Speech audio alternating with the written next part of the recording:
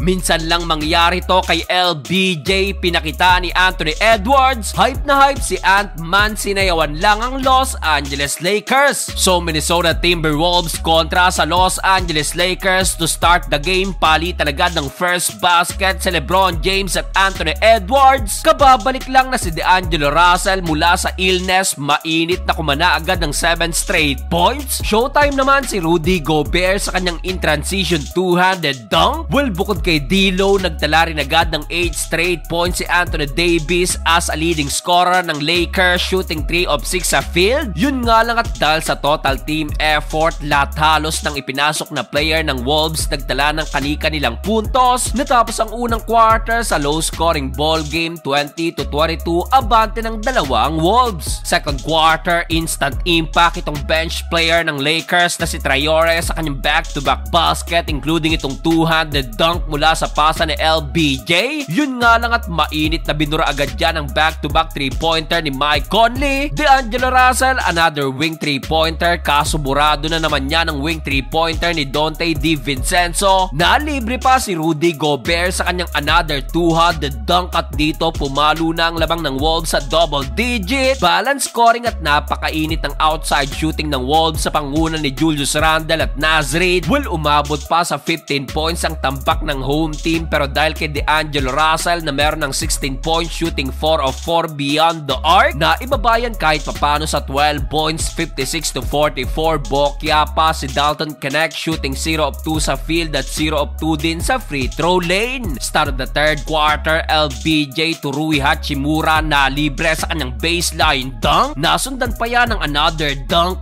D'Lo to Dalton Knecht. Finally, nagparamdam na rin ang rookie ng Lakers. Well, baba na sana sa single digit ang lamang ng Wolves, kaso heto't sumagot na naman ang back-to-back basket si Julius Randle. Heto, minsan lang mangyari kay LeBron James. Kapos na kapos ang tikada sa 3 sa play na to. Anyari kay LBJ na meron palang 7 point shooting 3 of 14 sa field. Pinakitaan tuloy ni Ant-Man ng wing 3-pointer, pero binawi naman agad dyan ni LeBron sa kanyang mid-range jumper. Yun nga lang, malaki ang hinahabol ng Lakers papasok ng huling quarter, 79-64. Fourth and final quarter, heto another bawi ni LeBron layup kontra kay Rudy Gobert. Kaso heto't 7-0 run na naman ang sinagot ng Wolves, including itong another dunk ni Gobert na magapalalo ang tambak sa sarado 20. Nagtuloy-tuloy pa ang run na yan, kaya naman pinagpahinga na rin ng mga starters ng both teams. Nagsasasayaw na lang sa bench si Anthony Edwards. Hype na hype pa sa ginawa ng player na to, at sa uli, panalo ang Minnesota Timberwolves.